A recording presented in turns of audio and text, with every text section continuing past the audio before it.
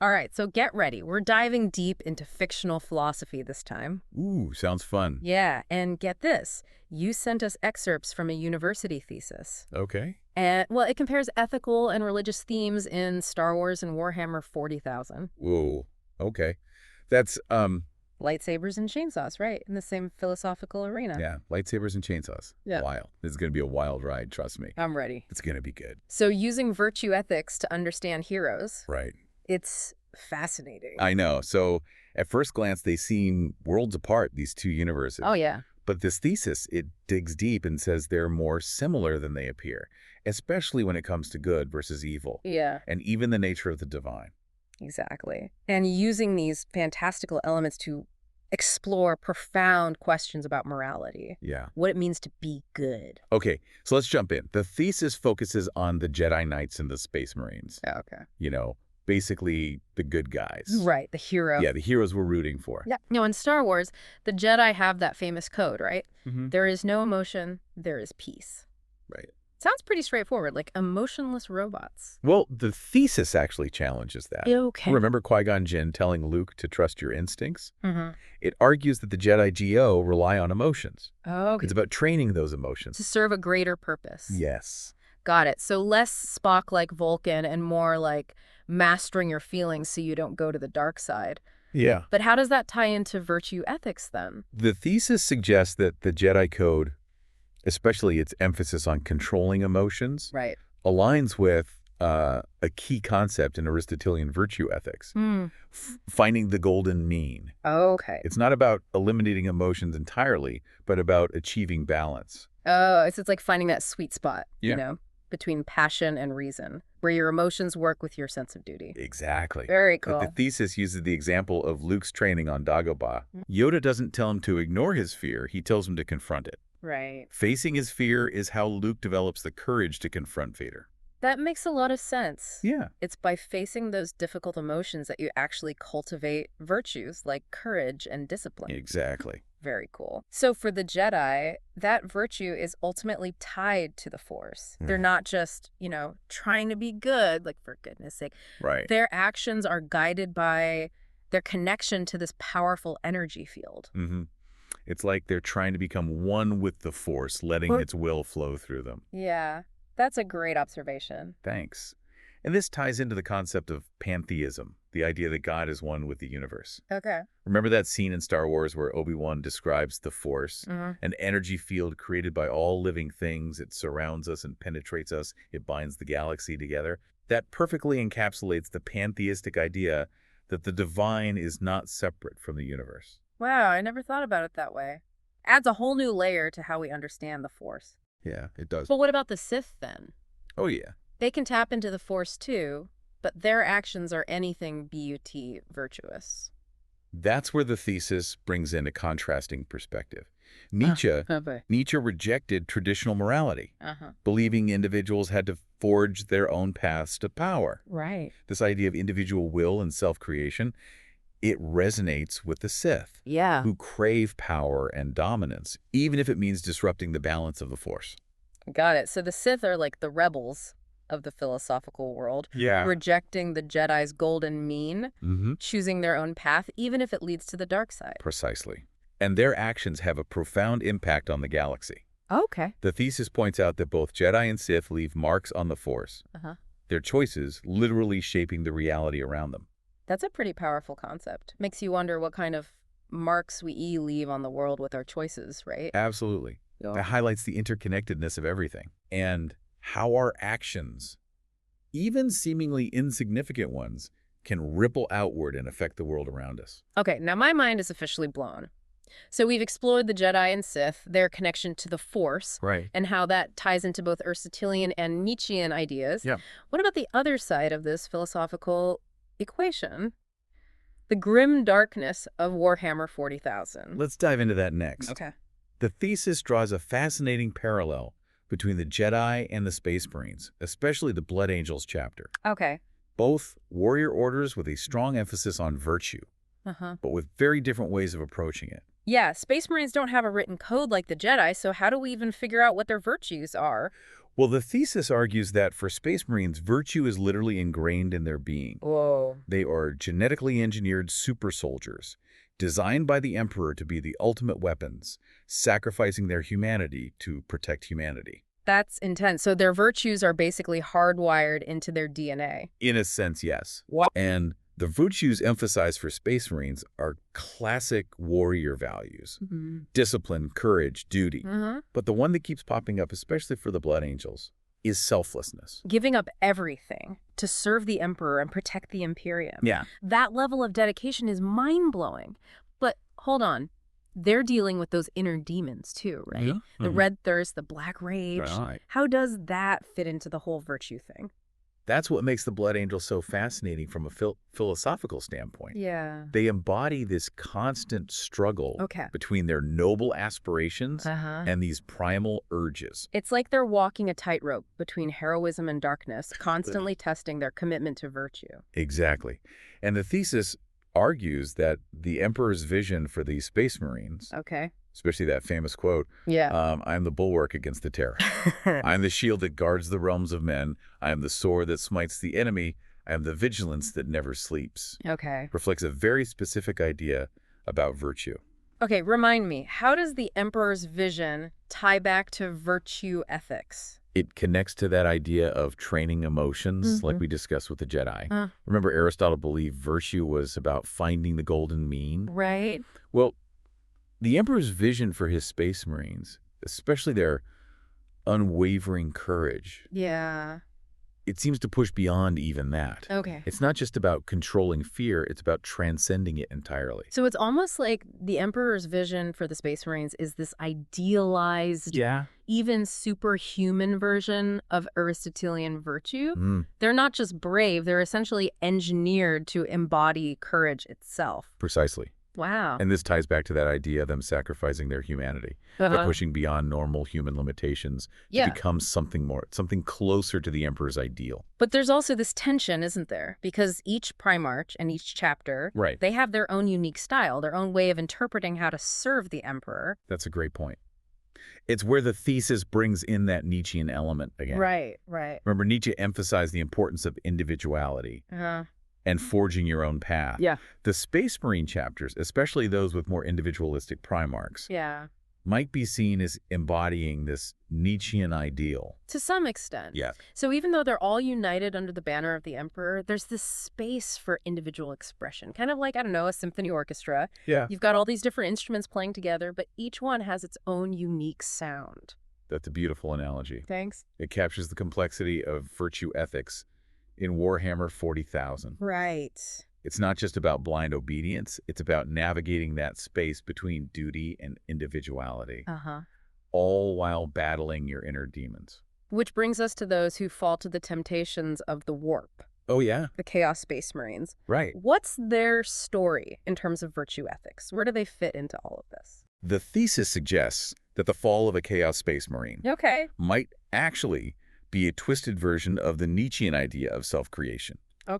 They reject the Emperor's authority and embrace the freedom to define their own virtues. But that freedom leads them down a very dark path. So it's like they take individuality to the extreme, becoming slaves to their own desires and ultimately serving the chaos gods. Exactly. Their downfall is often portrayed as a loss of selflessness. A descent into selfish ambition and the pursuit of power for its own sake. And it's a stark contrast to those loyal Space Marines who dedicate themselves to a higher purpose.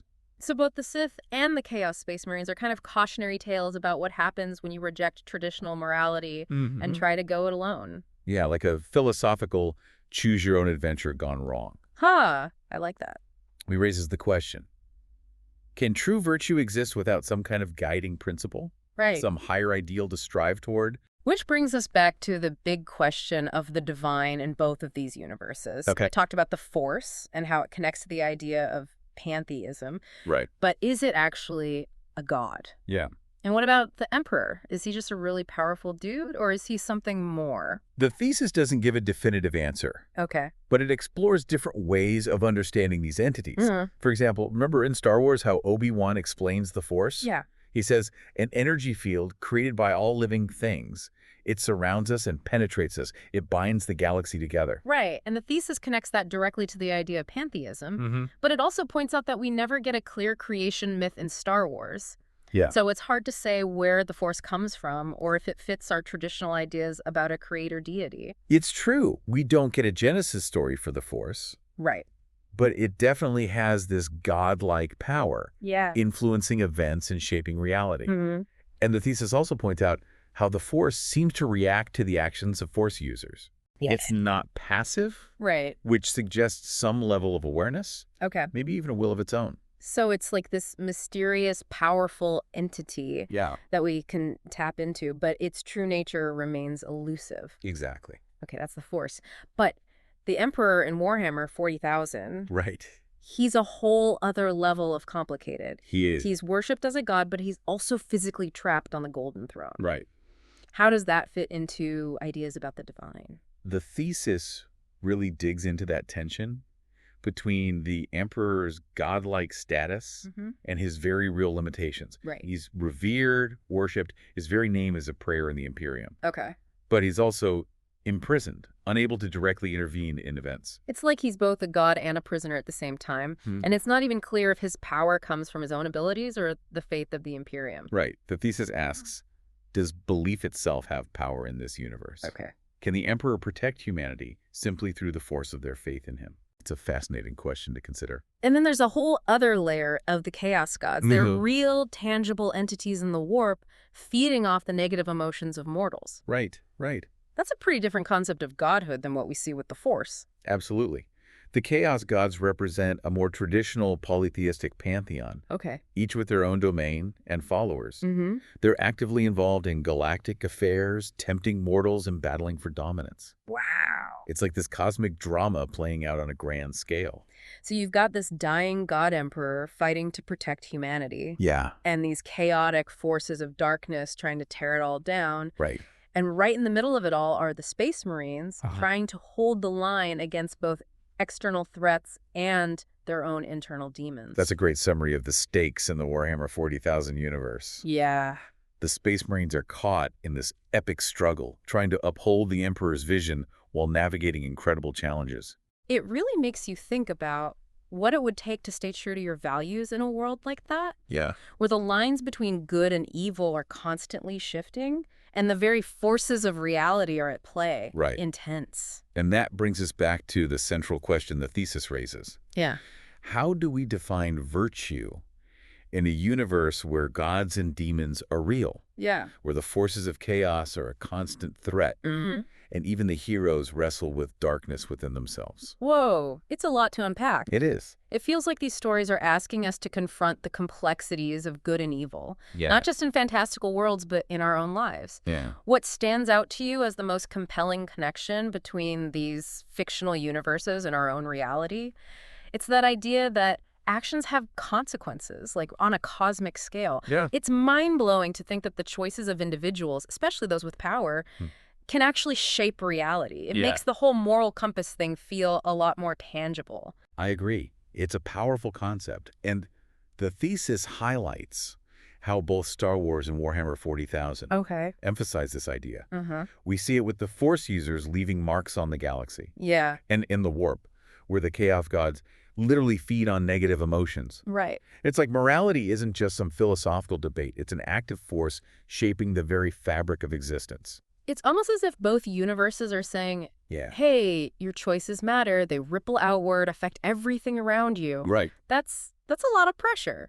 It is. But it also feels kind of empowering. Absolutely. It suggests that even in the face of these vast cosmic forces, we still have agency. Okay. Our choices can influence the balance between order and chaos, light and darkness. And this ties back to that recurring theme we've been discussing, virtue. Right, because both universes present us with these stark contrasts. On one side, you've got virtuous heroes like the Jedi and the loyal Space Marines, striving for balance and harmony. And then on the other side, you've got the villains, the Sith, and the Chaos Space Marines, who embody chaos and destruction. It's like they're two sides of the same coin. Yeah. Reflecting the potential for both good and evil that exists within these universes and maybe even within ourselves. That's a great point. Yeah. And while both universes present these different paths, the thesis argues that they both ultimately lean toward an Aristotelian view of virtue. Okay, remind me, what's the key takeaway from Aristotle when it comes to virtue?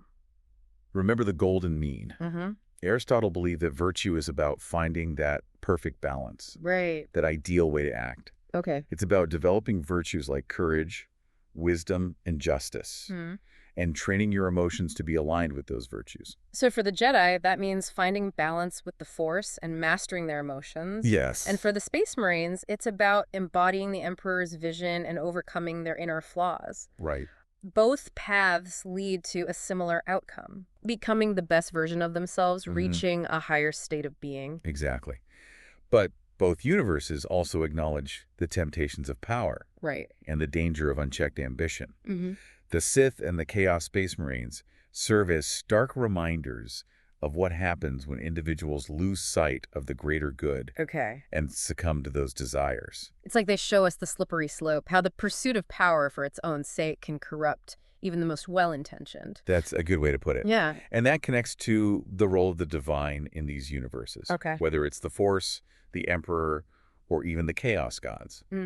These entities represent forces that are beyond human comprehension. Right. They influence events, shape reality, and embody both the potential for good and the threat of destruction. It's like these fictional universes are trying to tell us, hey, there are bigger things at play here than just our individual desires. We have to consider the impact of our actions on a larger scale. Yes. And they force us to grapple with questions that have resonated throughout human history. Like what? What is the nature of these divine forces? How do they influence our choices? And ultimately, what does it mean to be virtuous in a universe where the very fabric of reality is shaped by these cosmic powers? It's a lot to ponder, and honestly, it makes me think about our own world in a new light. Yeah. Do we have a responsibility to shape reality for the better? To fight for balance and harmony, even when faced with chaos and darkness? Yeah, it makes you wonder. It does. What kind of marks are you leaving on the world? That's the beauty of these fictional universes. They hold up a mirror to our own reality, challenging us to examine our beliefs and the consequences of our choices. And maybe, just maybe, they inspire us to be a little more like those virtuous heroes, striving for wisdom, compassion, and a greater good. What a powerful thought. So while our deep dive into Star Wars and Warhammer 40,000 has come to an end, it feels like the exploration has just begun. Indeed, it's a journey that continues within each of us. Absolutely. As we grapple with questions of good and evil, order and chaos, and the forces that shape our world, both seen and unseen. That's right. So to all you listeners out there, keep pondering those big questions. Keep choosing the light, even in the face of darkness. And until next time, may the Force be with you. And may the Emperor protect.